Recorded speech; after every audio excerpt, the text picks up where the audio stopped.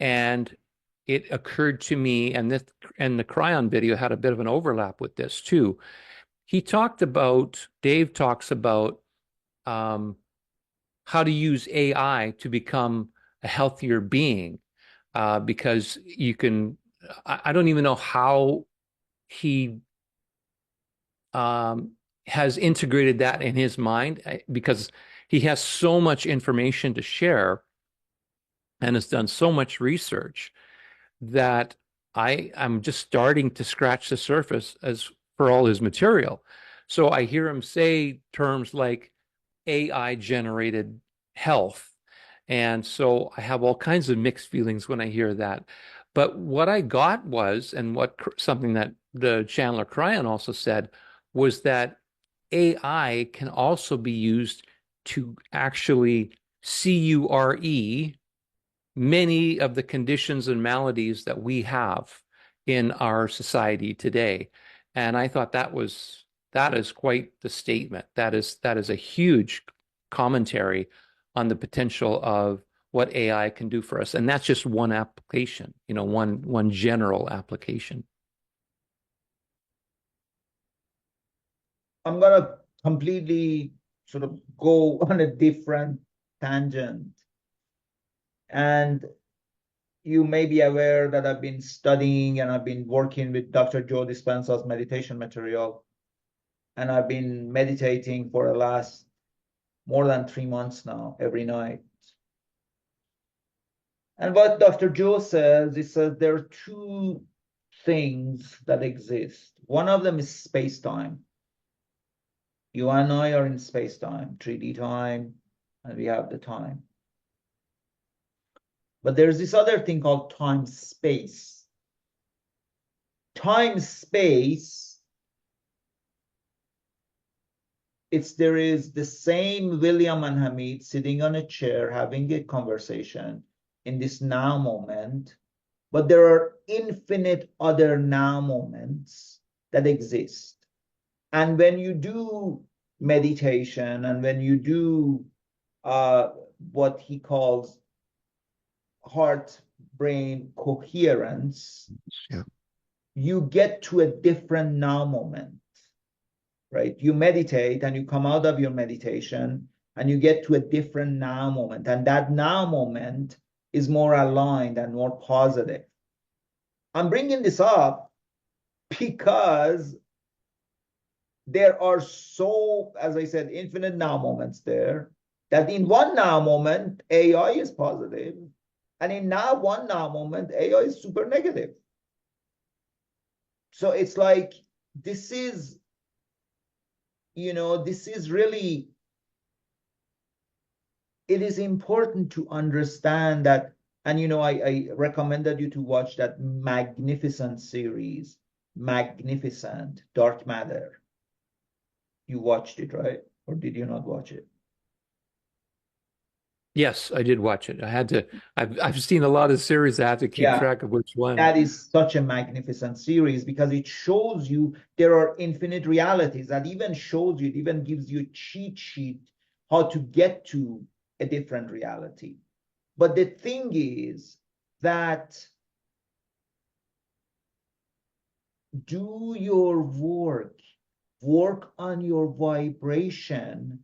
Do not worry so much about the technology. Do not worry about AI. It is not about that. It is about you doing your work, getting your mind and brain coherent, getting your vibration up. You will end up in a paradise where AI does amazing things. Don't do that. You'll end up or be a bad person or be a negative person or be destructive. You'll end up in a place that AI has made the whole reality garbage. So it's not, the AI can go any which way. And it's based on your timeline, and your timeline is based on your vibration, and your vibration is based on your inner work.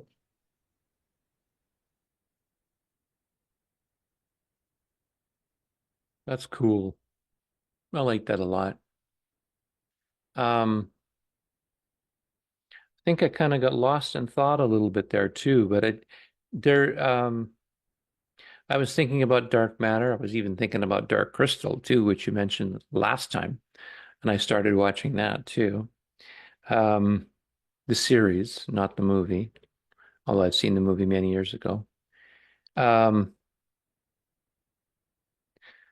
but yeah, I think that expression, you can create your own reality, means it's like it's another level now with AI and all the things that are happening in our world now. Is that um, 4 years ago, I was concerned about the U.S. election in 2020. I was concerned about C-19. I was concerned about a lot of things, and now I'm saying I don't know if I would be as concerned about those things if they happened again now. I mean, there is an election coming up in the US next month, not that far away, less than a month away, in fact. All of a sudden, I don't care as much about that anymore. I'm focused on my life and what I can do and what I can create and what I can generate. And that whatever will happen there will happen there. I have no control over that, and I don't want any control over that. The only influence I have is over my life and the choice that I can create, which actually is a lot. And we all have that ability within our own lives. And again, it's a lot because if we all just took care of ourselves at home and our lives, but did it in a way that was very supportive and positive to us, the potential for what this world can be is amazing. So my friend, I posted this to Facebook the other day, and it's people have a hard time answering this question. I probably ask you this question, or you probably know it. But I usually ask people, what is the thing that humans do not value at all and is the most valuable? Did I ask you this? I think I did. I don't remember it. Let's put it that way. So I Okay. can't say you have or haven't, but I don't remember My it. answer is time. So when I invited you to co-host Imagine Ourselves with me, I really appreciate you doing this with me because this is you giving me your time. It's like we live in a reality that so many people do their utmost, anything to waste their time than kill the time. From watching TikTok to watching crappy TV shows to whatever the hell, to having horrible relationships to getting drunk. Just this time, it is the most precious, goddamn precious thing that you have. There is nothing more precious. And, another thing I like to say is that I used to say it's not the destination, it's the journey, right? It's William, now I say it's not the destination, it's not the journey, it's the company, it's the relationships we have, which is based on the time we spend with people. I value you as my friend. I appreciate you being here. The 2 hours, that relationship we have, it is important to me. It's a healing thing to me. And if we acted like that in an individual basis, rather than worrying about the weather and the US elections and technology and AI, we would be in a very different reality. And I gotta say, relationship, it's not only always with everybody else, it's also relationship with yourself, which is the most important thing. Yeah, And when you absolutely. have that figured out, then everything else comes out of it. Agreed. Agreed. Yeah, I just see that, like if there was a if there was a movement of human beings that just declared for themselves that I am going to live the best life that I can have, that I choose, that might be enough to even, turn the tide in a direction where who knows what kind of amazing, wonderful things can come forth. Look, I talked to you, and I have talked to you at length about the human body and the way our cells work, and each cell has triple bottom lines. It enjoys being itself. It has a great time in itself. It does self-development. It does great in connection in with its community, and it's in service of the whole body. Each cell has to have these triple bottom lines, and they're not, oh, you have one, the other two. No, you have to have all three. And imagine if we lived on an earth that every single human had those qualities: self-development, connection to others, and service of a larger whole. We would be living in heaven overnight. Everything would change, because all the messed up, and I talk to you about this, cancer cells, their whole existence has to do with separation consciousness. I am separate, I am better than you. And Dr. Elizabeth Saturis, who's one of the founders of this idea, she goes around the heads of the planet and corporations, and she says, governments and corporations, and she says, not only are you killing the planet, you're killing yourselves. That's what cancer does. Whereas for us, it's a matter of, and so now I'm getting to this other part of what I wanted to say that wasn't there before. That, as you know, Matrix is one of the most important movies in my life. Like, probably I've told you this.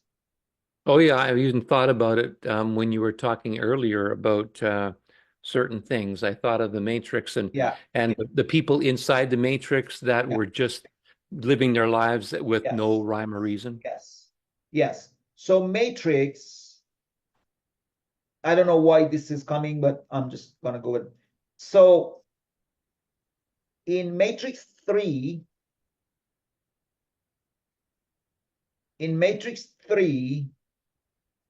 Matrix Reloaded, Neo is fighting with Smith. You remember that scene? Probably not. But Okay. well, I know a fight scene with the bullet, where he No, dodges. that's the Matrix 1. That's the original one. Yeah. Yes, that's Matrix 1. In Matrix 3, Neo is fighting with Mr. Smith, Agent Smith, and Agent Smith is killing Neo. He's destroying him.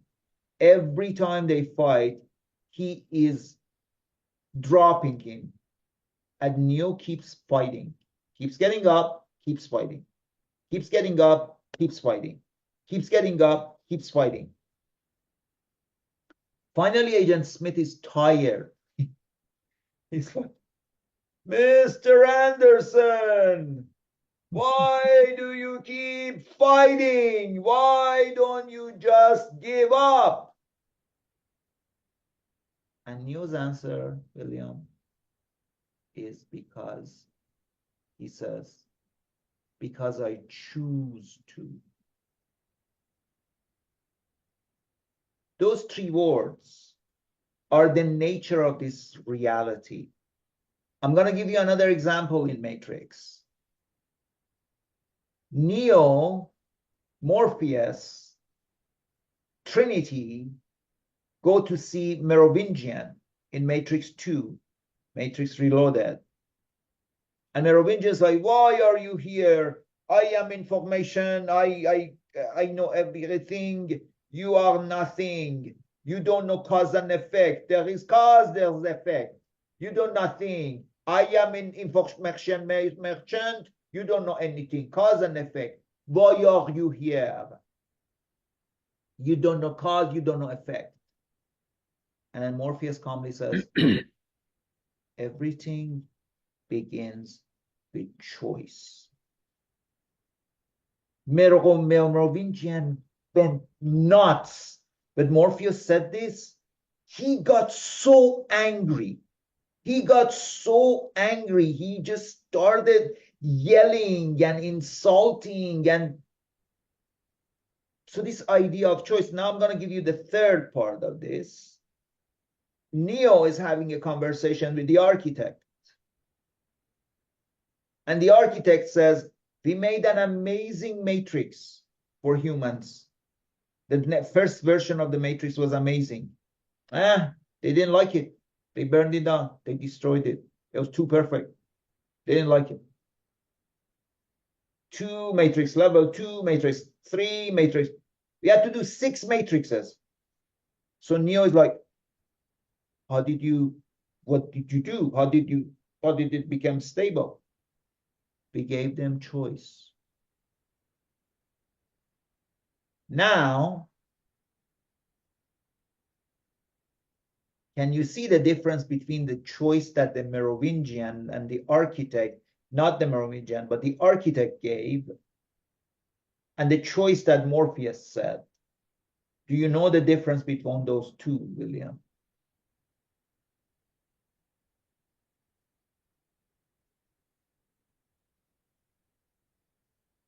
One choice, I'm going to elaborate for you and then ask you. One choice, keep matrix going. One choice is a way to rebel against chain matrix. How's that possible?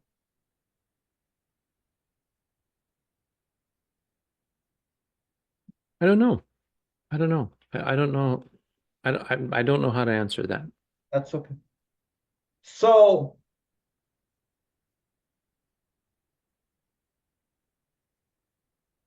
choice, the way this reality is controlled is by everything having multiple fucking meanings. It's not just one meaning. It's based on your level of consciousness. Things have different meanings. The choice that the architect created for us so that we don't destroy the matrix, that there is a, this reality exists, is what I call false choice / preference. What is false choice preference?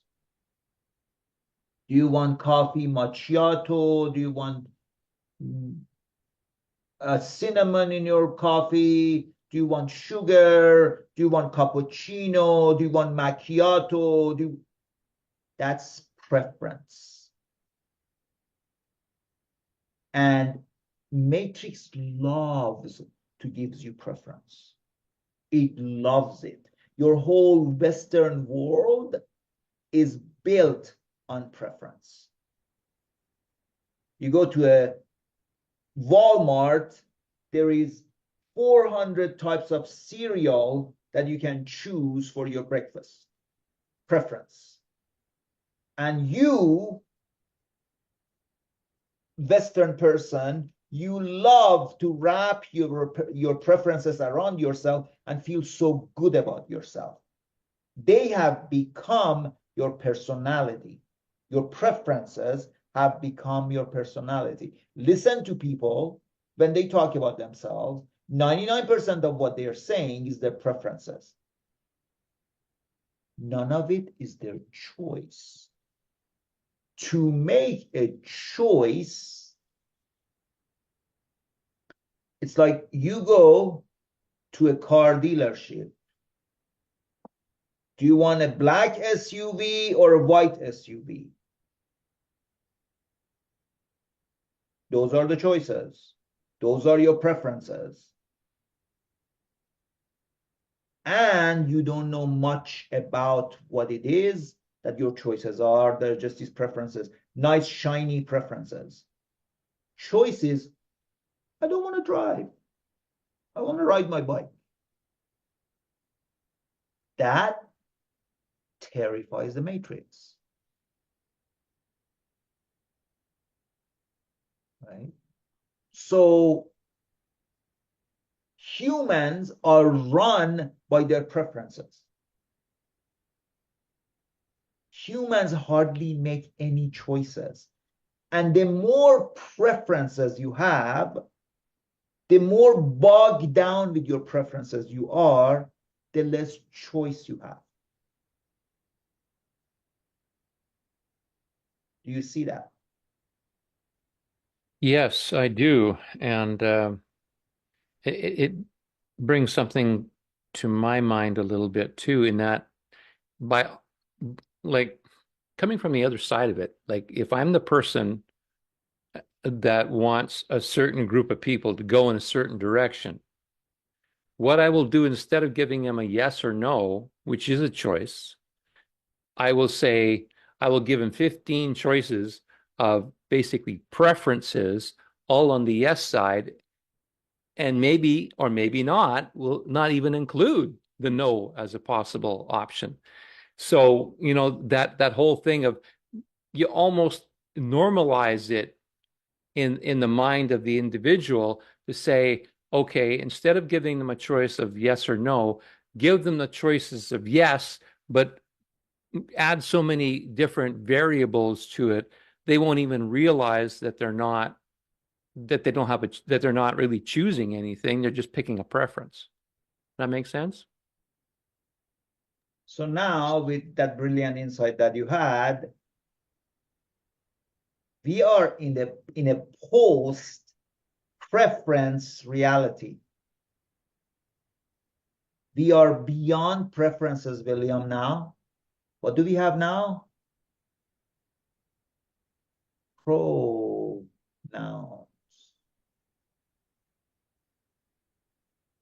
You get that? So a No. million years ago, there were men and women, right? Yep. Then we had a different kind of, people who were interested in the same sex, right? We had that. And these people had fights with the people who had you know, they were interested in opposite sex, and then they had fights. Then that wasn't enough. What did we have? People who are in one gender, but they say they are from another gender, right? Mm-hmm. That movement.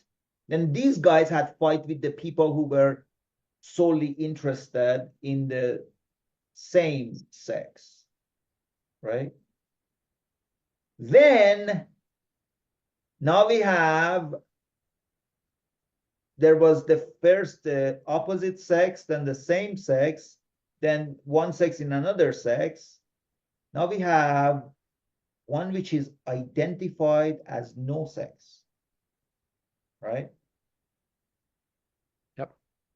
And then we have the whole thing, which is not one, but there could be 16,000 of them, right? My pro is this. My pronoun is this. Refer me as this, right? So you see that, because what you said, you did this brilliant thing. If I am controlling this game, like I told you last time, that this is a game, this is a dark game. My biggest goal is for people never to get out. And for that to happen, I need to divide and Conquer. right. So every single way that I can do that, the better. So the whole idea of pronouns is great for creating so much fucking division. So, as you brilliantly said, when we have um,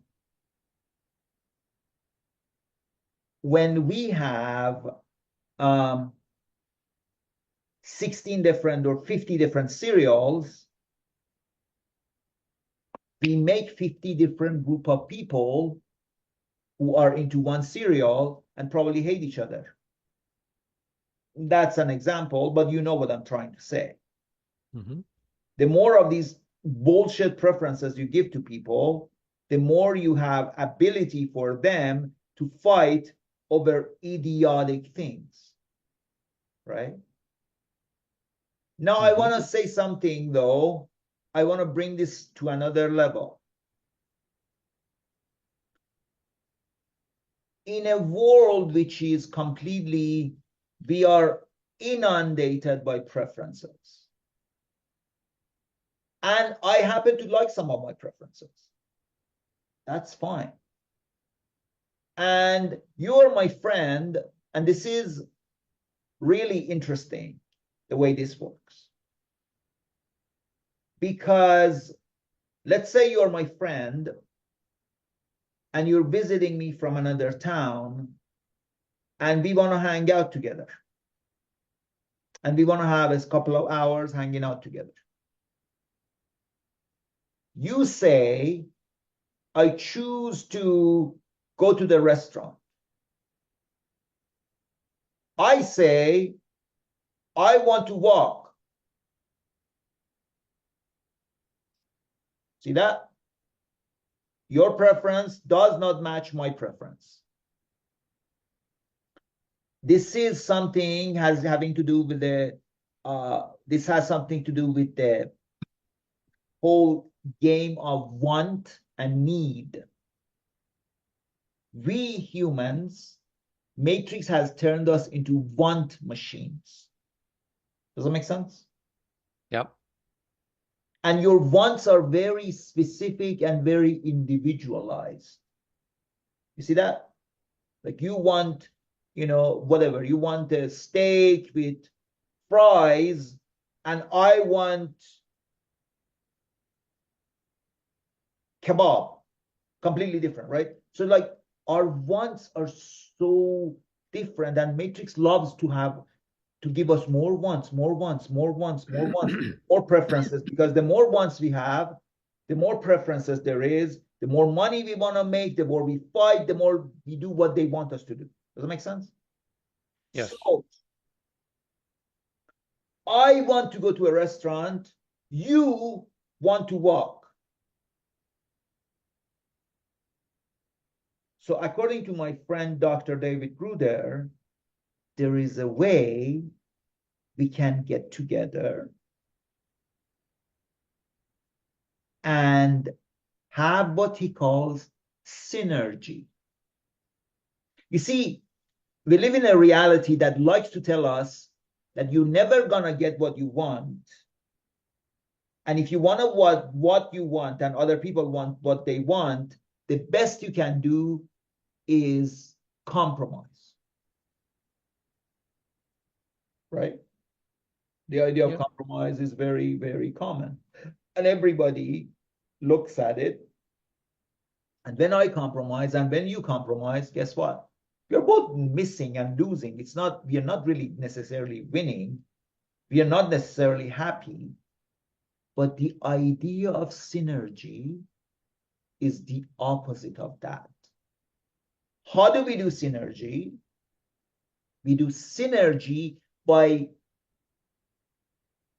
crystallizing want to need. What is that you need? That want becomes the vehicle for it. So when I ask you who want to go to a restaurant, why do you want to go to a restaurant? And you say something like, I just want to get a few things to eat. Okay.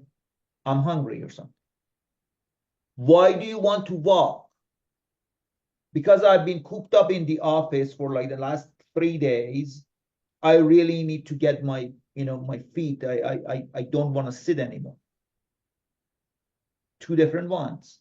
But the needs now are getting clearer. Okay. It's not so much about my ego. It's about I have some needs, right? I need food. I need some kind of walking. Okay. Synergy would be, let's go to the restaurant. I take a few carrots or salad or something. And while we are walking, I eat it. That's synergy. Imagine how much power we would have when we go for synergy, but that is not so easy to do. Can you tell me why? Well, I think to me, that what it involves is the two parties being willing to not compromise necessarily, but to be open to digging deeper to finding something that works for both. But what I see so much more and more now is that people want what they want and they demand what they want, or it's all or nothing. They either get their choice or they're not doing it. So that to me is where problems will arise, is that sometimes people can't get together because their wants are completely different and there's no room for um, movement. I don't know what else to call it. Can you go deeper and not see it as that, but see there's a larger problem that doesn't happen? Why do you think that is? Well, I'm guessing a little bit here, but to me that it sound what I'm imagining is that there's not really an openness to dialogue, to really finding out what the needs are. It's not so much about that. It's not about the dialogue. Let's talk about individual persons. Go deeper, see why is that they're like that.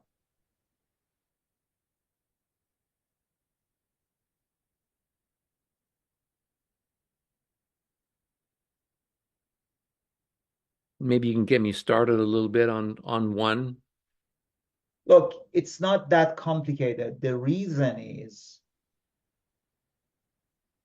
most of the wants that people have in the world doesn't necessarily come from a need. You understand? So far. That means that want is kind of injected or programmed to them, then they have no self-consciousness to actually go deeper to find the need that causes that want.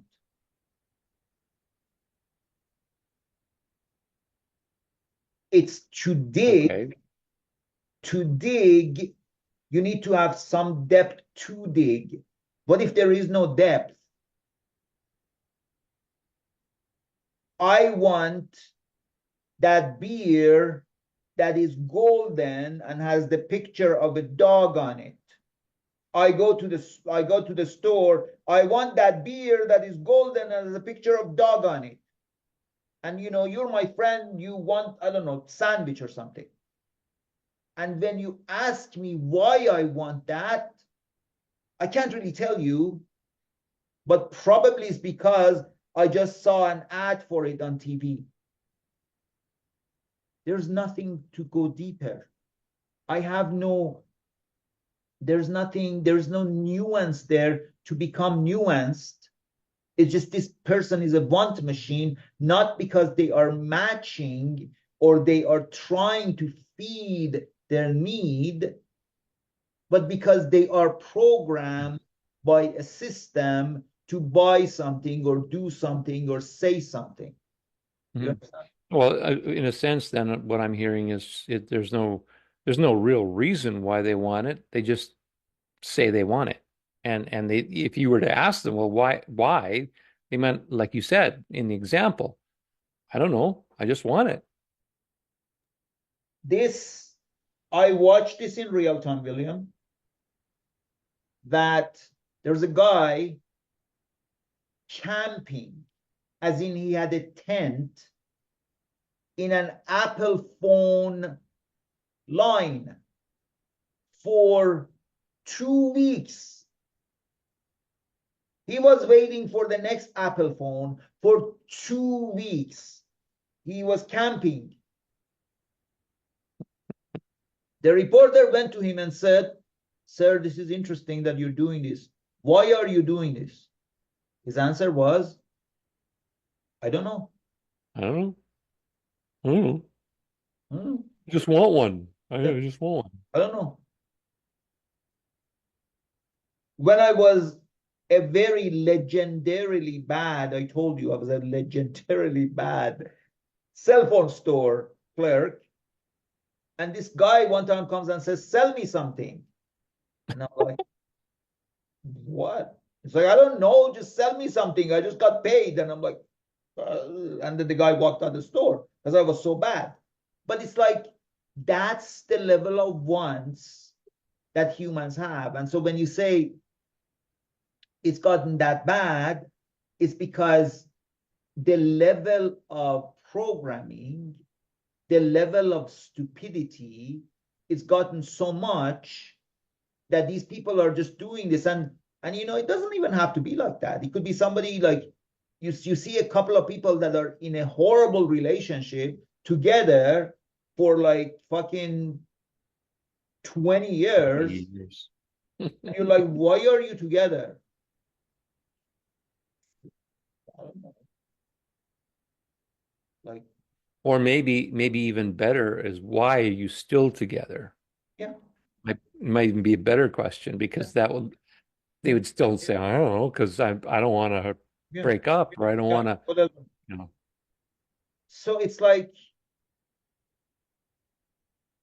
it's really the whole thing. And it goes back to authenticity, right? One of the things that it has to do with authenticity.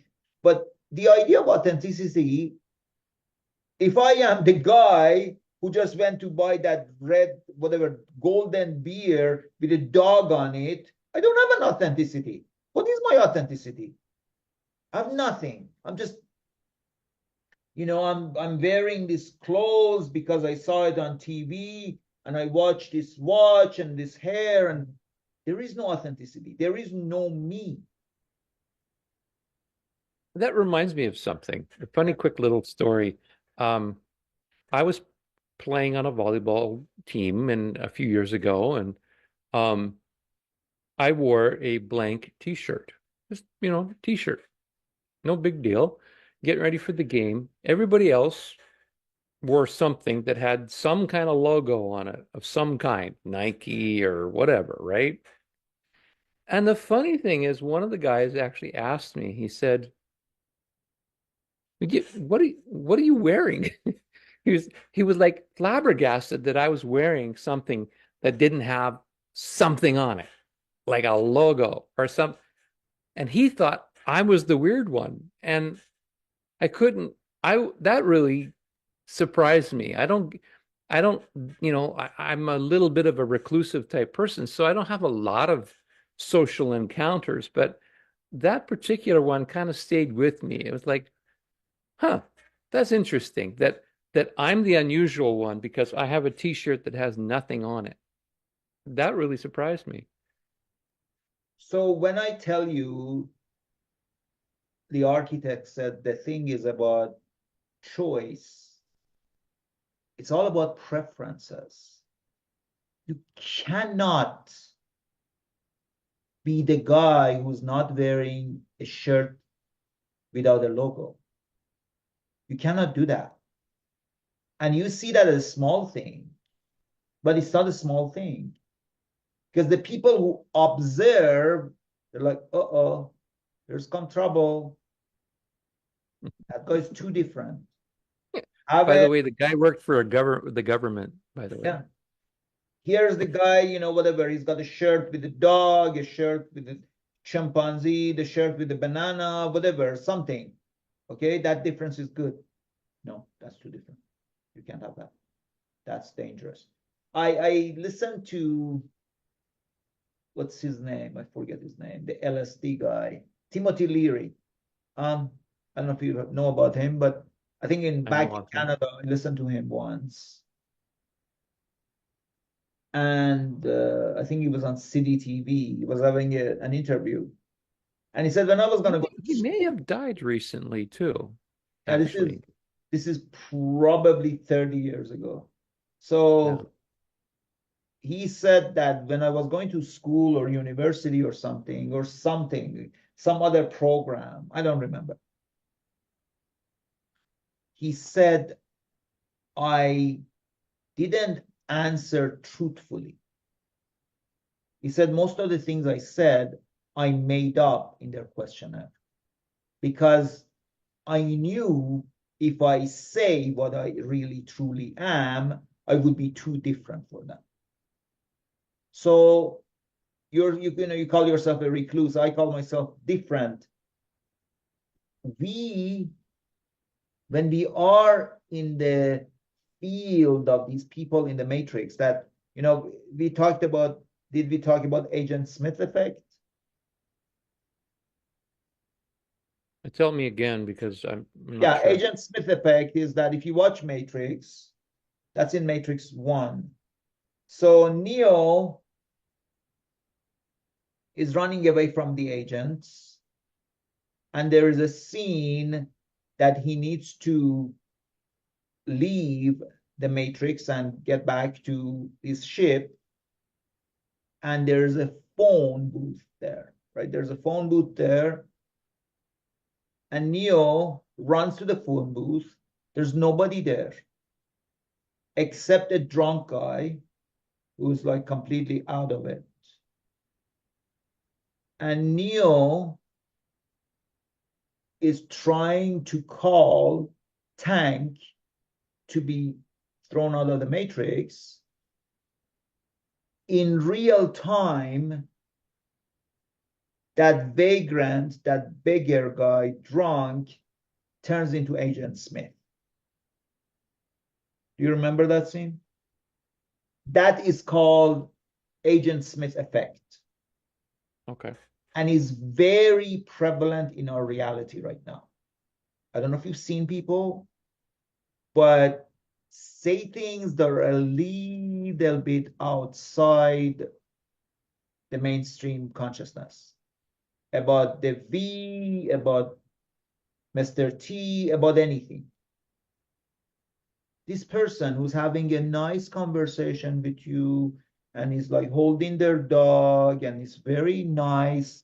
They've been your neighbor for 5 years. Suddenly they turn into somebody completely different. You haven't seen this? You haven't seen what exactly? Okay, so I was with my friends. I was in the car. I was with this woman who I thought was my friend. And this was at the time of C19 and this and that. And, I like this woman. She was pretty cool. She's a healer and she's done decades of healing and she'd been working with me and she was a good friend. And I said, you know, Mr. T is coming back in a couple of months and everything will be different. I just said it. It was nothing special. The woman said, what do you mean? What do you mean by that? And I'm like, I immediately backed off. So, nothing. It's sorry. Let it go. It's fine. But I have a friend who kind of said, well, Mr. T comes back and things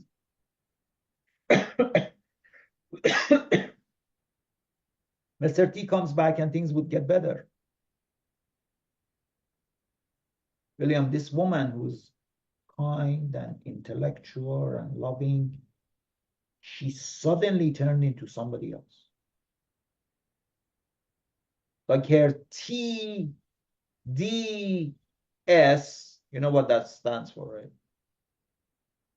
EZS. TDS, Mr. T derangement syndrome. Okay.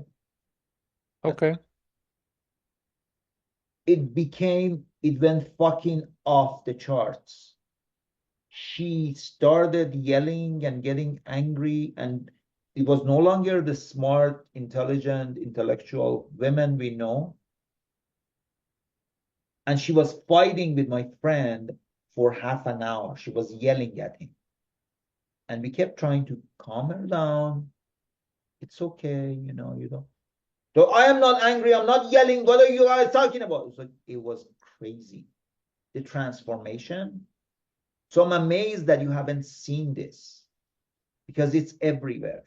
There's so many people who would just have this Agent Smith effect. And what I'm saying to you right there, those people with their logoed shirts, they are people who would have an Agent Smith effect. And if you had done, you're not having a logo wasn't such an infraction. But if you were to say things like about Mr. T or about the V or about the C19 or about 911, whatever, that stuff would completely change people.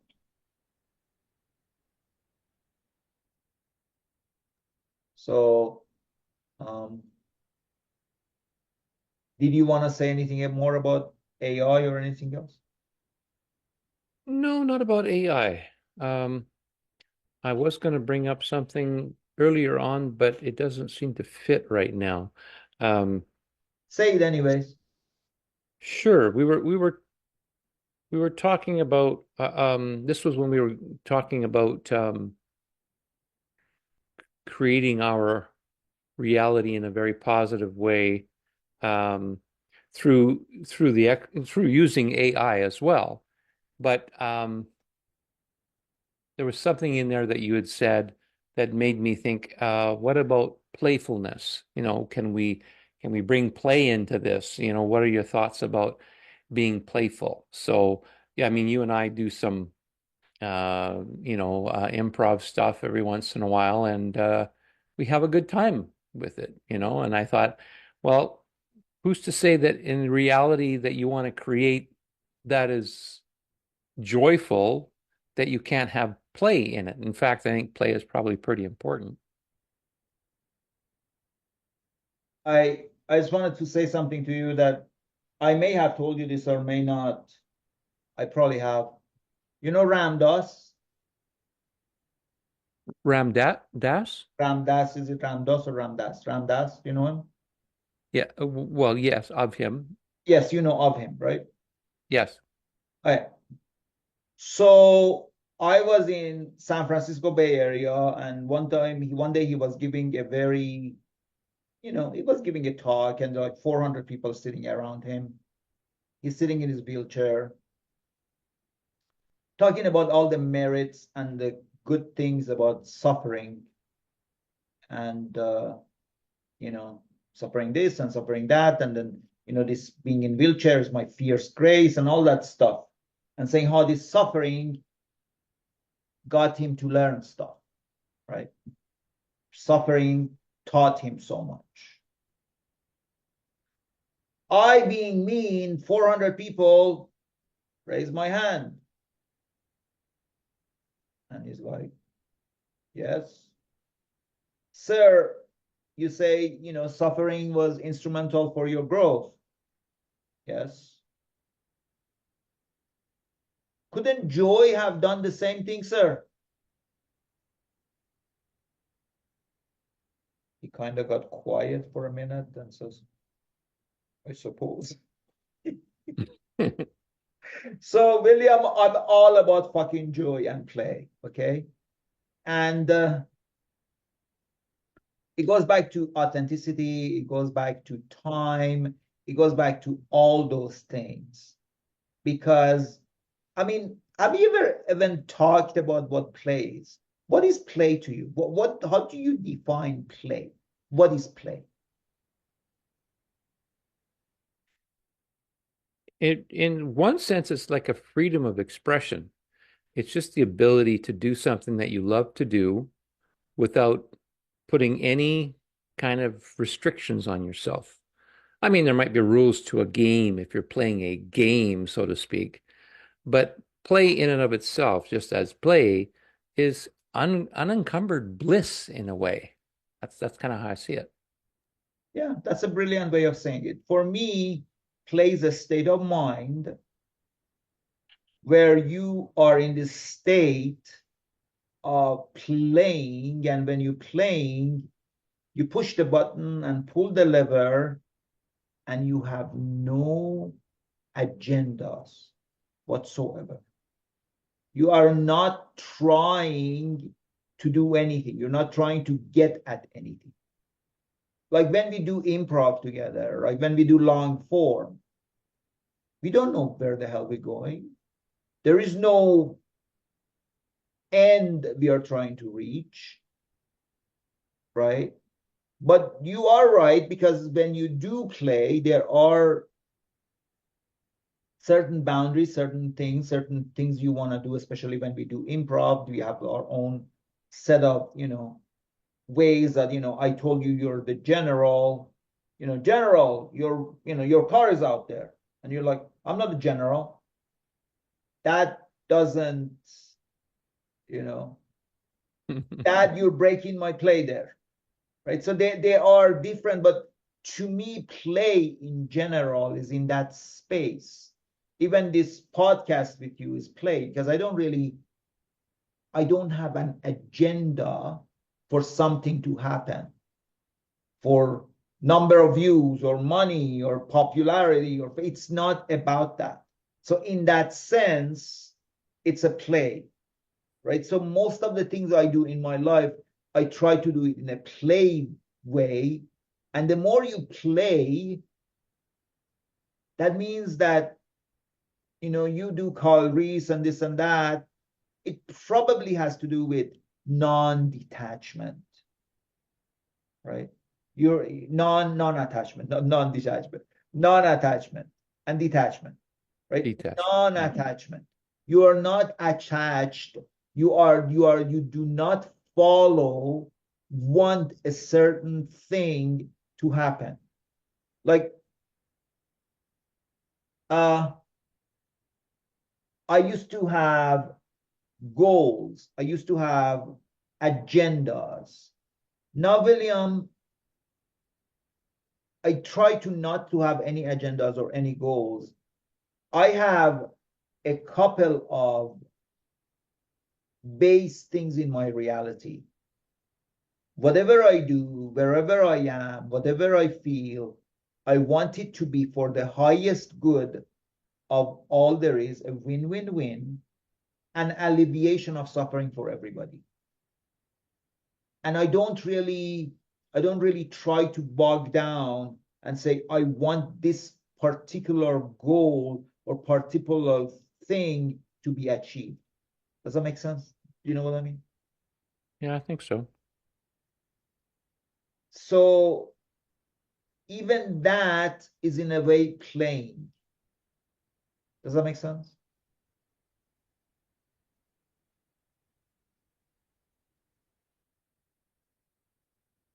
Um, I want to elaborate a little bit more on that.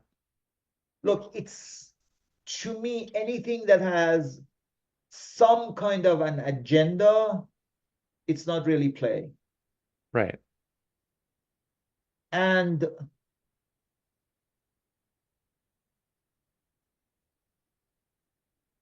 having agendas usually, what do you think having an agenda kind of means? What do you think having an agenda is a sign of? First word that comes to mind is control, Yes, perfect. Why would you want to control something? because you want to achieve a certain outcome and you need people's help to do it, so you want to control Yes, them but to why, do what why, you want. why would you want to control something? What is in you that once makes you want to control?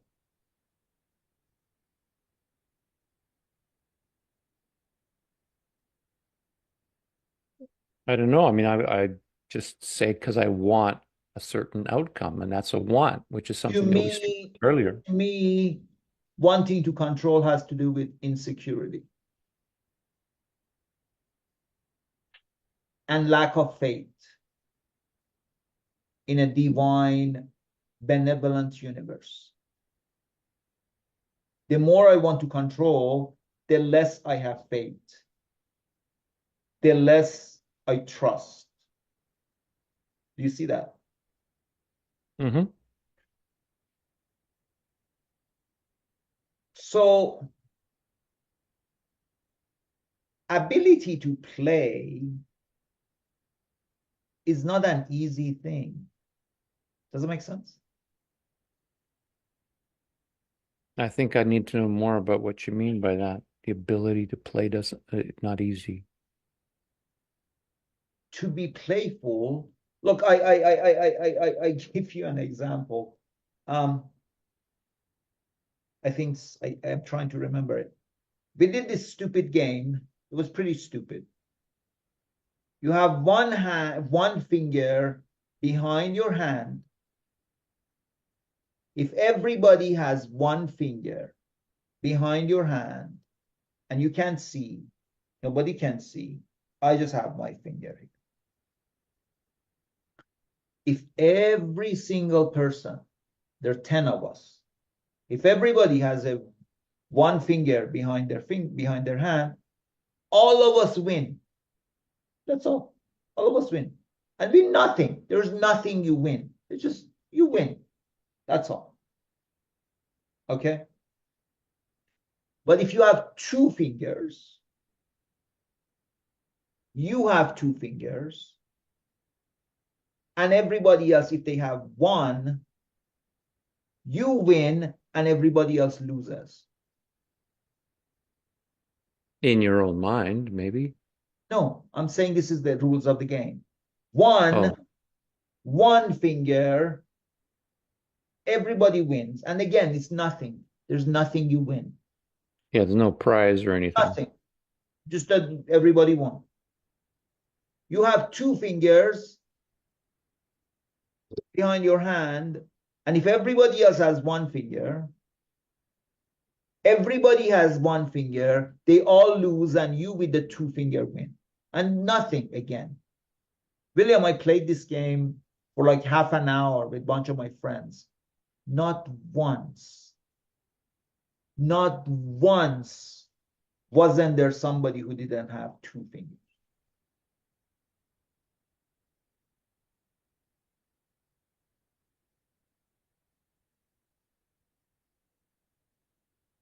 That's the level of consciousness. Every single time I had one finger. I never had two fingers. Because for me, I want to win and I want everybody else to win. That is my end goal. But most humans, their win only means something to them if everybody else loses. Larry Mm, yeah. Ellison said that. Larry Ellison, founder of Oracle, said, for me to win is not enough. When I win, everybody else has to lose. So if you want to play, do you think a person who is always wanting to win, would they really be good at playing?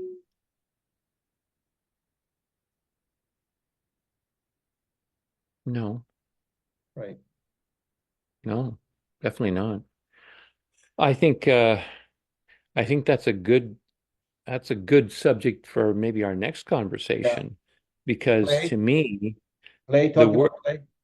What, the what? word the word that comes up to me when you say that is competitiveness. Mhm. And I feel like I have a lot that I want to say about it, or at least a lot I want to do some digging. I don't really want to go into it now because I think we're Yeah, I think we've done kind of two getting hours on our already. time. Yeah, Yeah. Uh, but I think it's a good conversation because with competitiveness, um, I just, I mentioned Dave Asprey, for example, on biohacking earlier, and he had an interview with someone talking about um, a new movement that is allowing athletes to take whatever they want, be completely responsible for their health, but coming from a place of being as, giving themselves whatever edge they want in the world of competition in sport. And and how they were kind of pointing out there's nothing wrong with that, and or making a case for it at least, anyways. And I didn't sit very well with it myself, but not because I learned a lot from that actual interview, but it was more about why is competition so important? Why is winning so important? And that's what bothered me about that conversation, is that they were talking about being the best you can be. The best always, to me, seems to imply that it's always one notch above everybody else. It's the two fingers where everyone else has the one. And I think that there's a lot of juice in that conversation that we Yeah, could have. yeah, we'll have that. And to me, just to conclude, is that for me, I am only interested, and I've always only been interested in myself, as in I want to be better than myself. That's the only guy I'm competing with. Am I better than the guy I was yesterday? Then I'm winning. I don't care if I'm worse than everybody else in the class or better than it. They're not my competition. I'm only competing with myself, and I'm happy to compete with myself. And having seen you do improv, you become better every day. I see you, and that's all that matters. It doesn't matter you're better than XYZ, but that is something that we need to talk about, because again, it's very deep. This is a very deep conversation. So, I brothers, thank you say, so much. boy, rather good point you've made there. Very good job, I say. Thank you, sir. Yes, we need to speak with more accents here, and you bring your Scottish accent, which is so good, man, and I can bring my Francais. You know, we will maybe we talk once about improv and characters and whatever. Actually, play. We can talk about that. That's a good way. Competitive. Your play would be marvelous, magnifique, in fact. Yes. It would be Maybe, very good. maybe that's what we do, Professor. You would be somebody and they say, now, William, speak from the character of Sherlock Holmes, whatever, and I'll be you Watson. And that would be interesting. So we would play with our own characters when we're talking about play. That would be interesting. Fascinating. I quite enjoy that idea. And that is very good. I am very, very happy to be in your company, sir. Very good. On Thank that you, Abdul. note, on that note, friends, come back for our next session, which we will be doing at some point. We will let you know. Right, Giuseppe? See, we do that. Very good. Good night or good day. E ciao.